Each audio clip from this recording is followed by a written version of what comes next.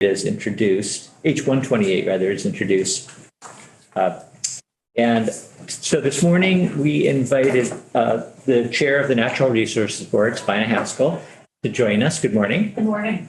And Peter Gill, who is, you can introduce yourself. Yeah, Executive Director for the Natural Resources Board. Executive Director, thank you.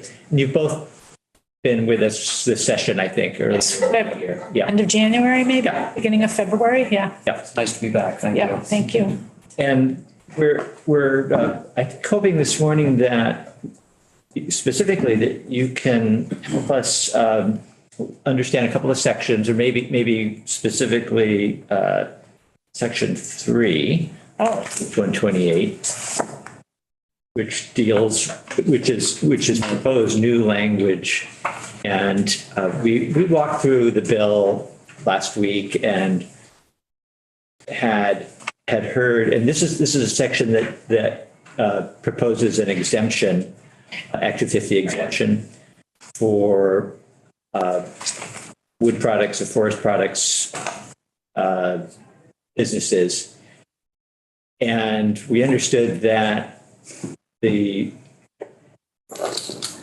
language that's here sort of mirrors or mimics existing language on something called minor permits.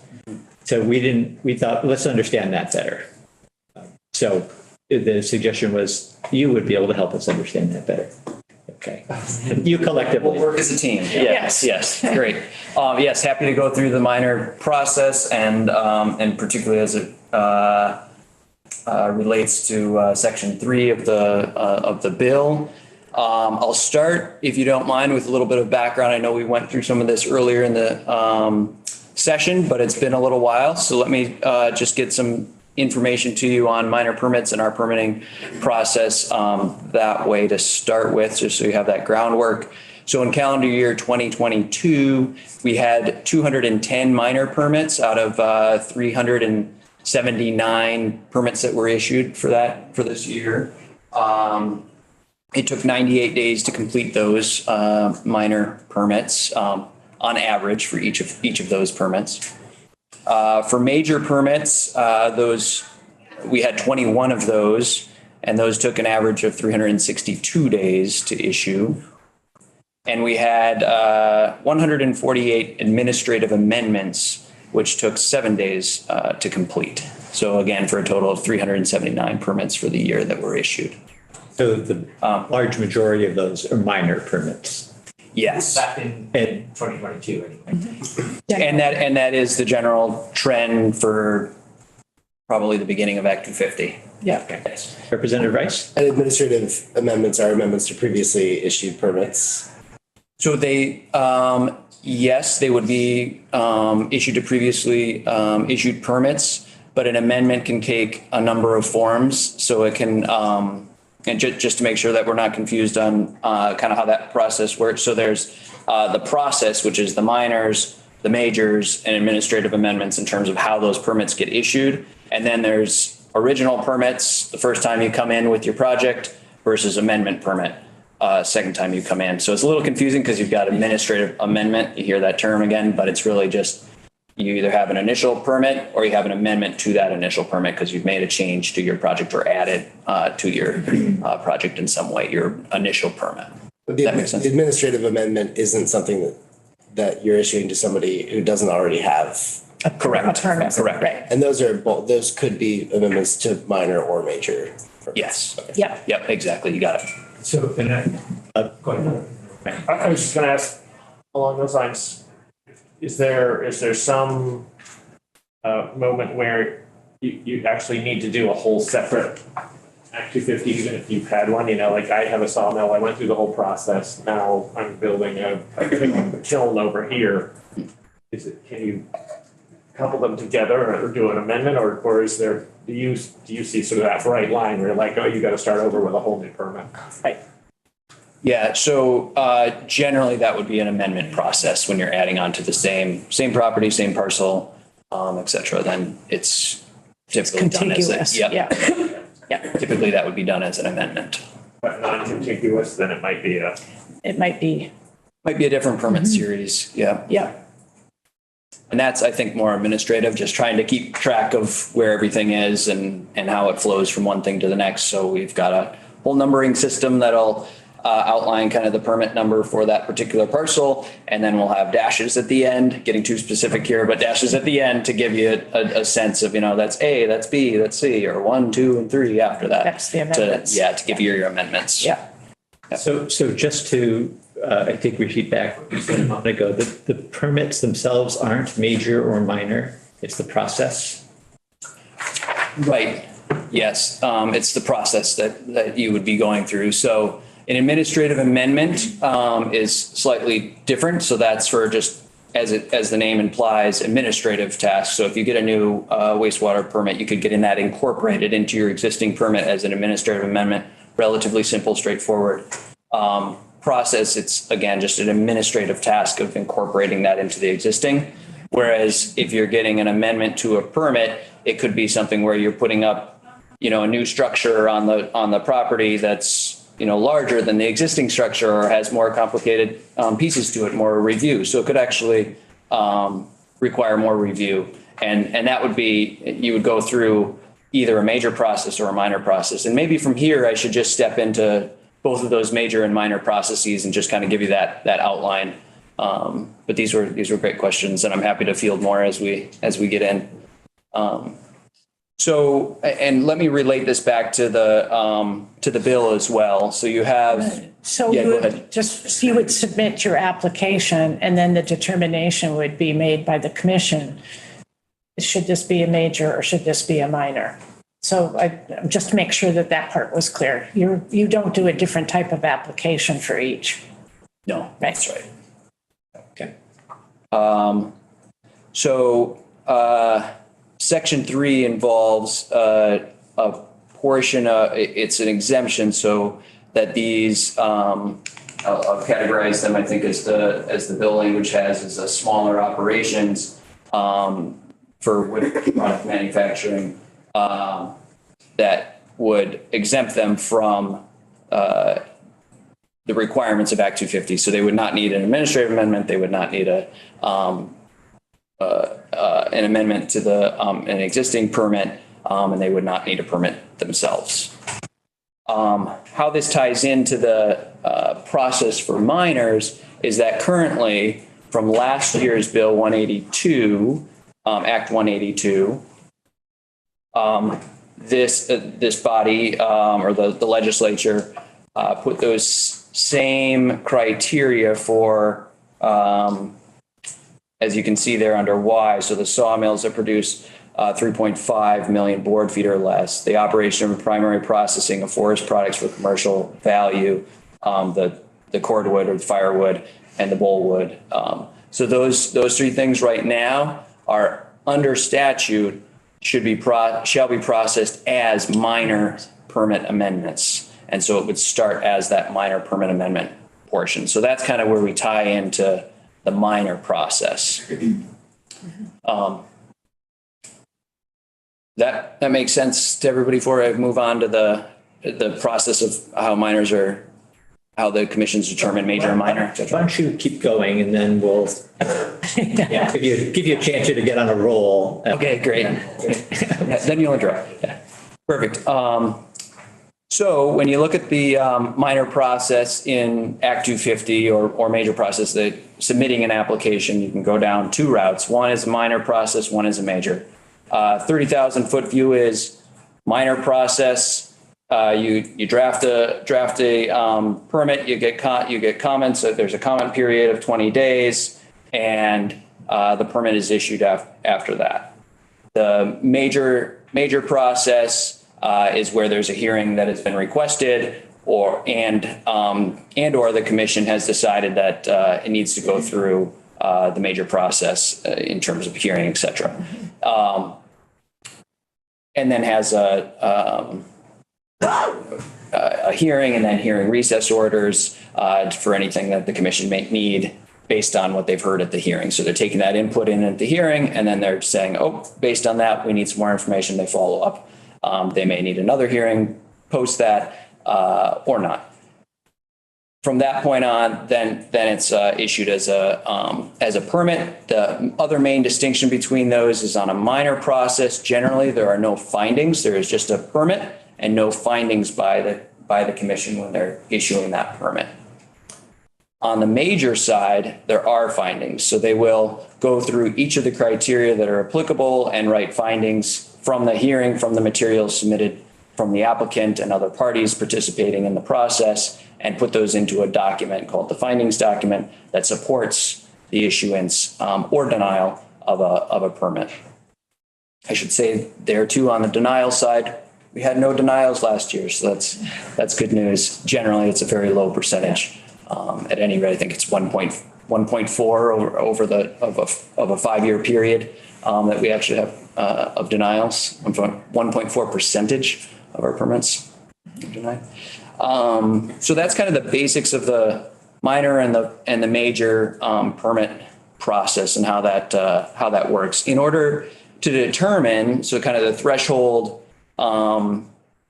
question that the district commission, they're the ones that make that decision of whether it should be a minor or a major. The threshold question that they ask themselves is under our rule, and it says that there must be a demonstrable likelihood that the project presents, as presented, will not present significant adverse impact under any of the 10 criteria.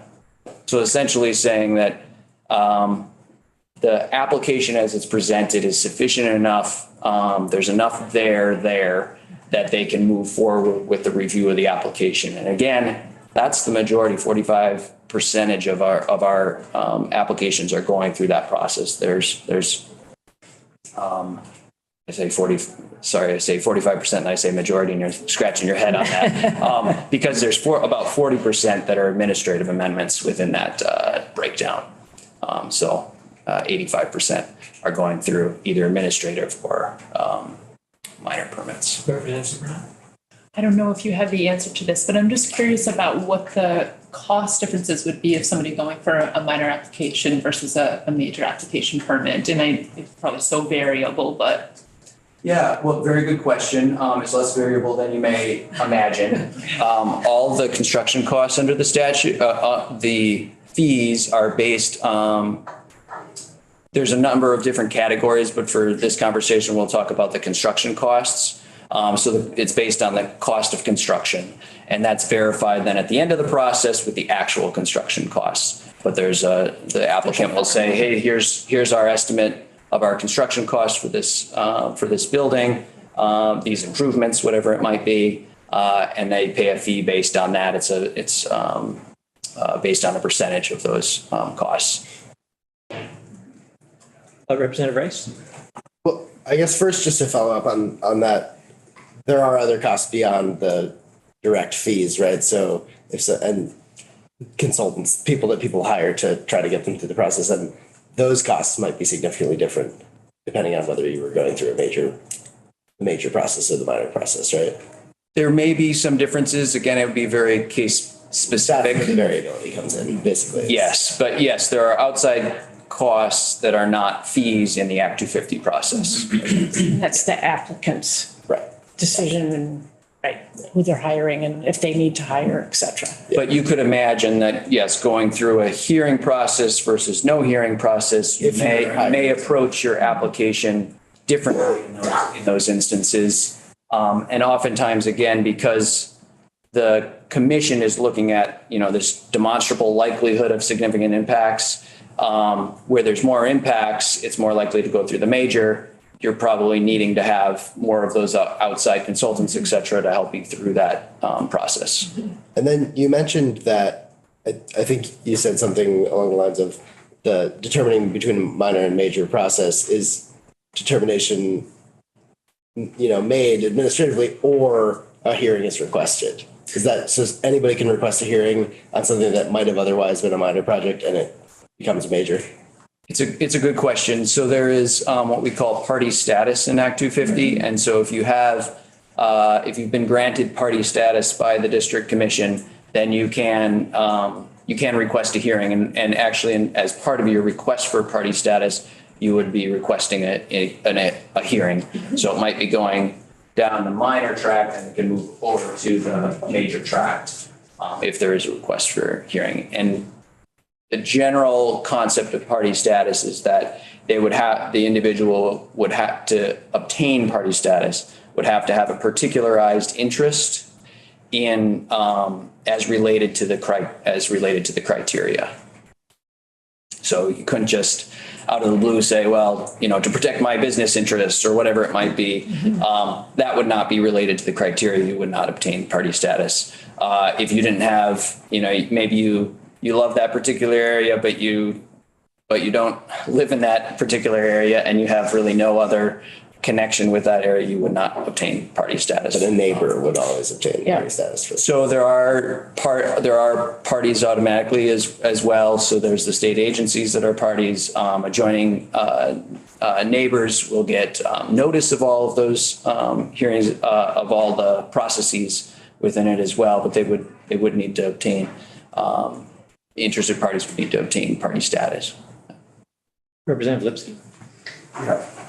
Peter, for the minor and major, you then broke down some are administrative and some are a minor application, in which case they'd have to address the 10 primary criteria. In those minors, there are these 32 sub criteria or sub areas. Do they never come into that amendment? Or can a party address traffic or noise or something? Sure. Yeah. So let me be clear about that. So whether you're in the minor process or you're in the major process, you're filing an application that will address all of the criteria. In some instances, of course, would not apply. So if you're not extracting earth materials, you probably don't need much in your application about earth extraction, for instance. But they would need to make a positive finding on each of the criteria. The commission would make a positive finding on each of the criteria, which includes all the sub-criteria. And you're right with the number. It's about, I think it is 32, yeah. when you get into all of the sub-criteria.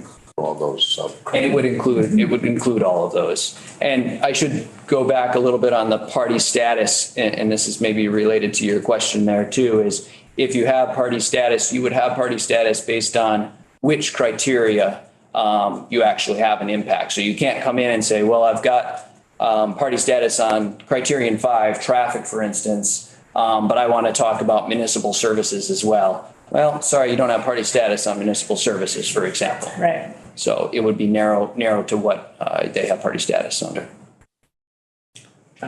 Just to follow up on the party status. So it's not just individuals, right? The agencies can have party status, municipalities can advocacy groups, what? RPCs, independent advocacy groups, right? An environmental organization, for instance, or something could also obtain party status. Their membership base would have to have an individual at least that be able to have direct party status. Yeah, a follow-up as well. Let's say someone has party status as a adjacent or an abutter. The commission approves it, and then on the final day of the appeal period, that party member appeals the decision. Does that, and it takes a year or two to mediate or litigate that appeal. That's just part of the process. That is. I know, Yeah. Yep. but that's the way the law functions. Representative O'Brien. Follow up to the follow up. Do amicus groups also get party status? No, definitely So- let you answer that. Yeah, so we do have a Friends of the Commission, which is like the amicus at the court level, and they don't have party status, and they can participate in the process, and the commission can open that up. We're generally a fairly friendly process that way to hear different viewpoints, but they wouldn't have party status in terms of being able to make their an appeal going forward unless they challenged a party status determination. They could do that, but otherwise they wouldn't. Okay. Were there happy to take us in any direction or other questions you would like, but in terms. You covered everything you wanted to. I think I've covered everything on our side. I think we addressed the legislation that you have here. But if there's anything else, happy to respond now or feel free to follow up with us at any time. So maybe before we have you go, we've got you for another 15 minutes or so, 10 or 15 minutes. So before you go, I'm just going to ask you to recap again, sort of the key points about major and minor. Are there other specific questions from anyone? Representative O'Brien. Did we have them address the accessory on-farm business? I think not. I think not this time. I think we'll hold off, so we have to have more time to dig into that. Yeah. Happy to do that when you're ready. Yep. Yep. So Act 122. You 182, right? 182. Yeah. From last year. Yes. Yeah. So Act 182, and I'm not sure that we all knew this or even that I heard it correctly, but that included language that did what exactly as it relates to this? To the sawmill. To the sawmills. Let me pull that up. So under,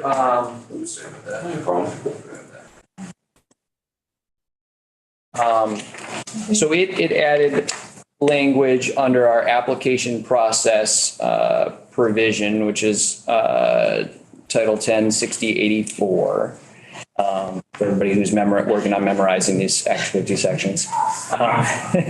So it's an inside joke. Yes. Sorry about that. So G of that section gives a provision that provides that when an application comes into the district commission and it involves construction of improvements for one of the following.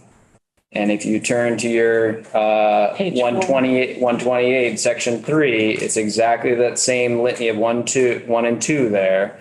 It lists the sawmill, 3.5 million board feet, and then the forest product commercial value piece of 3.5 thousand cords of firewood or 10,000 tons of bullwood, whole trip trees, or wood pellets. So what it did there was it said with those types of categories, you would go through the minor, so it shall be processed as a minor application. So it would go through again that process without the hearing, rather than the process with the hearing. It's the major process.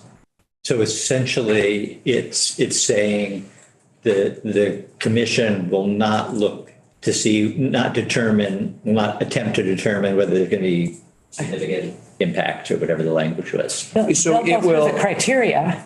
Yes, they would go through all the criteria, but they wouldn't take that initial step of balancing. Is it a minor or is it a major? They would start as a minor process. So in that they would issue a draft permit. They'd have the 20-day comment period. And at that point, somebody can comment and say, I would like party status and I would like a hearing, and then it would transfer over to the major. Mm-hmm. But again, that initial, under the existing language, it would start as going through the minor tract. So presumptively minor. Mm-hmm. Yes. That's a good way to think about it. That's a good way to think about it. Okay. Mm-hmm. But any minor under the existing statute could transfer to a major process. With somebody requesting. Yeah, and occasionally majors go to minors where they thought they were going on a hearing and certain evidence or whatever was offered, and it goes to the minor. And you can see from the numbers, there is again way more minors than there are majors, and our staff works very hard at helping folks get to the process that's going to be the most efficient process. They want to make sure they get to the right answer, of course, and the right input, and make sure that the process is respected. But they certainly work very hard to get things into the minor process where it makes It's sense. more efficient, right? Yep. Right. Representative O'Brien. Ken, as far as party status go, if you've been granted party status, can you request a hearing during administrative amendments? I don't think there's a process for a hearing on administrative amendments. Again, those are just very administrative actions that go forward. You were? Can you give an example of what an administrative amendment might be or something? Yeah, so like you have a permit and it requires a wastewater permit from the Agency of Natural Resources, and they do an update on their wastewater permit issuance. Then they may want that incorporated into their permit, and that we would do that administratively. Make sure that you've updated your. Okay. Yeah. So an expansion of an operation into a larger operation on the same site, that's not an administrative. Most likely not. Yeah, most likely not. Yeah. Yeah. Okay. I guess the only other thing I would want to try and have a better sense of, and maybe it's too difficult to condense into a couple of minutes, but for an applicant in this area anyway, what, beyond the cost, so we heard earlier the conversation about cost more, and there might be additional, outside of permitting, there might be additional expenses that the applicant would bear, legal expenses or engineering, perhaps, I don't know what. But so beyond the actual costs, what other, and you mentioned time, I think, how many days it would take, but what else, what are the distinctions? What makes a minor process different from a major process? And when you talked about the hearing too, so we understand that. Yeah, and then The findings. Yeah, the findings. So the actual issuance of the permit would include findings. With that said, a minor could include findings. It's pretty rare, but there are times where either the commission or parties request findings on particular criteria in the minor process. And that does then necessitate a little bit more time on the administrative and on the administration of the permit issuance. Other than that, I can't think of any other major differences. And again, just to go back to the cost piece, I mean, the actual application itself, whether it's going through the minor or the major from the state side, there aren't any difference in the costs of those applications. There may be external costs that the applicant needs or chooses to do because of that, and there is the time and the cost of time, and I understand completely the time value of money. But there isn't a difference in terms of our fees assessed on projects, whether they go through the major process or the minor process. Since that's all on construction, right? And does the board take a position on proposed legislation like this? On whether you mean the exempting? Yeah. We generally do not take a position. And my understanding is that we can look at this as part of the study that's going to be taking place later this year. And it would be a conversation point for next year. But we generally, we implement, right? And yeah.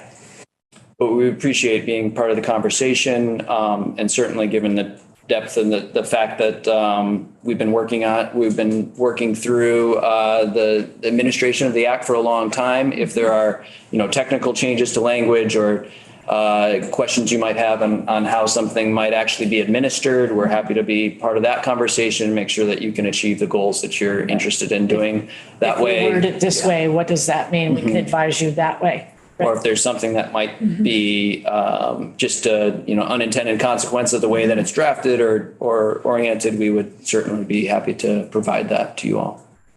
It's one other question.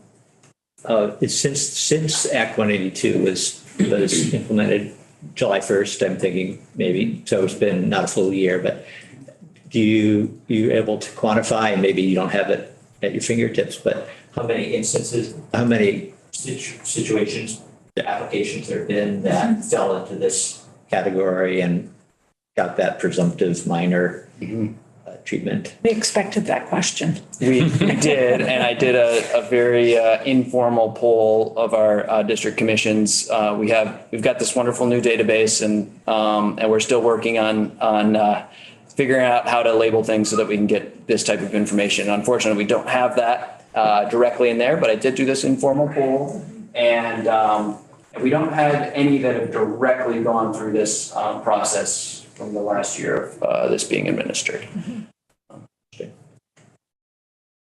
Representative Rice.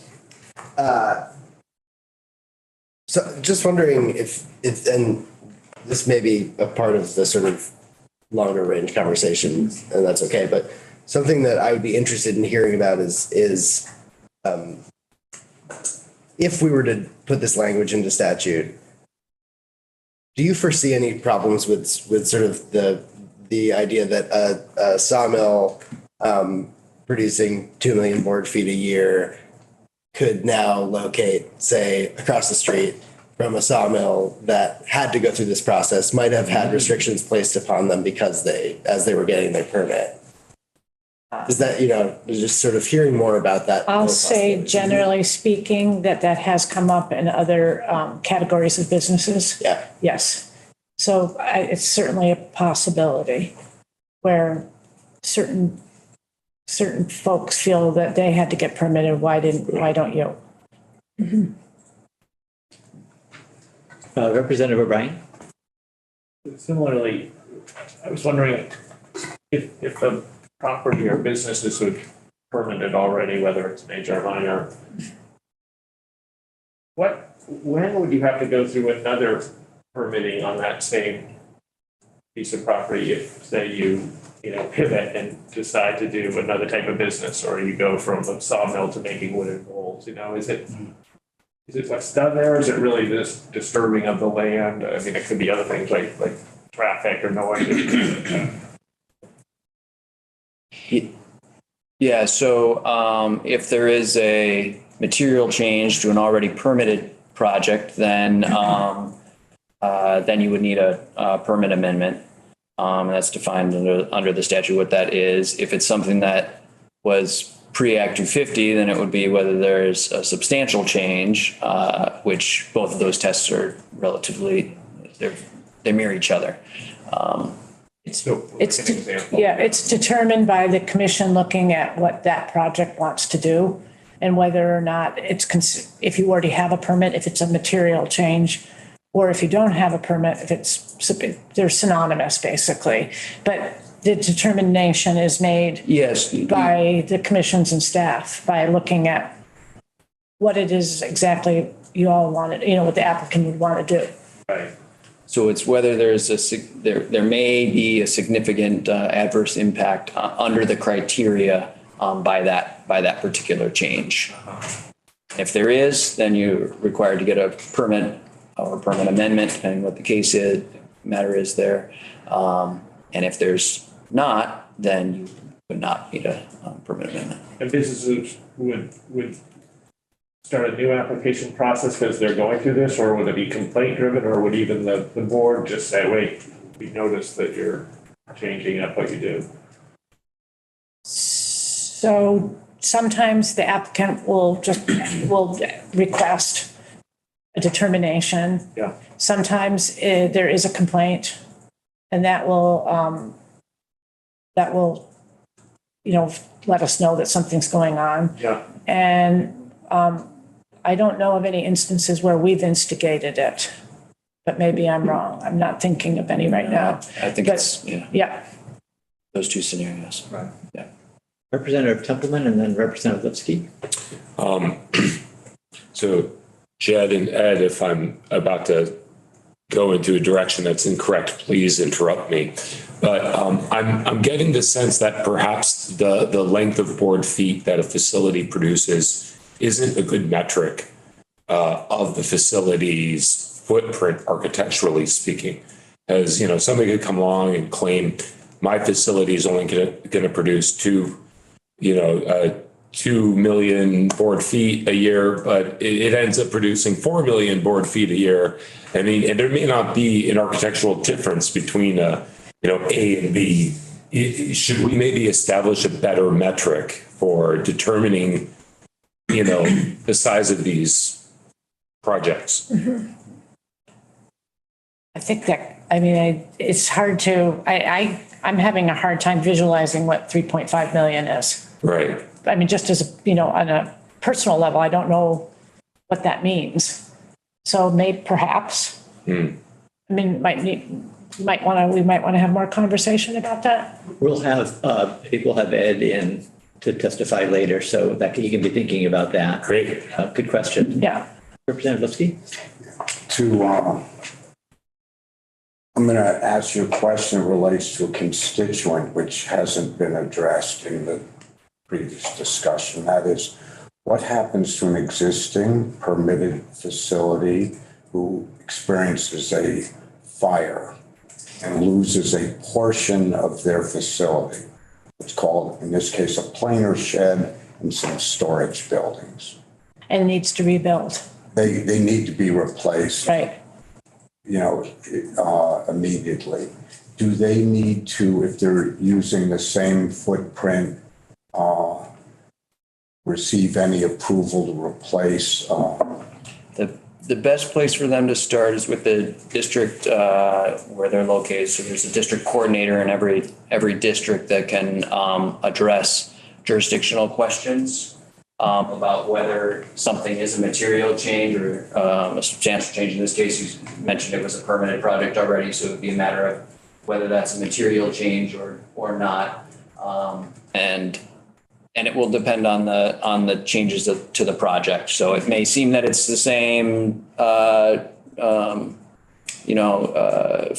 print or whatever, but it might have there might be some differences there that, just looking at it or talking about it now, wouldn't be clear. So it's good to check in with the district commission or district coordinator, and they can make that determination. In doing so, they'll look at whether it's a material change, may have a significant adverse impact under the criteria. I'm just, kind of pretending here for a second, but if in the rebuilding of the lost part of the facility, the owners decided they wanted to upgrade something that might trigger, that would be why you would want to have that conversation. In this case, the mill is the same, the planer that was destroyed, they've already found a 50-year-old planer, same make and model. So it's pretty much, we need a planer shed again, we need our storage sheds.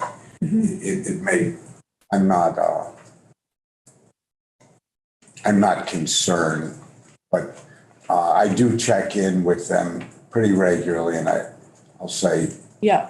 have you been advised to check with your district coordinator? Yeah. Just something that pops to mind, if they wanted to install a whole new, brand new state-of-the-art sprinkler system, that I don't know if that might do I something. think that's over Yeah. pay grade. But I just, They didn't have yeah, insurance. Maybe they wish they did. Yeah. In retrospect, but anyway, thank you. District coordinator. District coordinator, yeah. And, Chairman Durfee, I want to say that I know that the chairman reached out in our community this summer, and Peter, you may have been also at the he hadn't started yet. predecessor, some Yes. lieutenant to the, Aaron Brown Dyke. yeah. Yes. Came to our community to help. We were mostly focused on housing, but that outreach was very much appreciated in Lamoille County. And, I just. Thank you. have a public opportunity to thank you for. Thank you. We'll do it again if you want us. Yeah. Well, obviously, you could work every day. We're meeting with- That's a lot of need. We're meeting with folks from Wyndham County on Monday night. So, yeah. It's my old home county. Yeah. Thank you. Anyway, We'll pass that along too. Yeah, thank you. It's good to hear. Thank you for coming in this morning. And what I'm going to suggest to committee members is we've heard a few suggestions of things we might want to explore further. And committee members, if you want to just make note if there's anything else, and then later this afternoon, we can come back to this discussion and see whether there's direction we want to go in the next couple of weeks anyway. Yep. Good. So thank you. Yeah, thank you. Thank you. Nice to see everyone. So we'll take a short break. We've got another witness on another topic coming in at 11. So let's be realistic and say 11:05.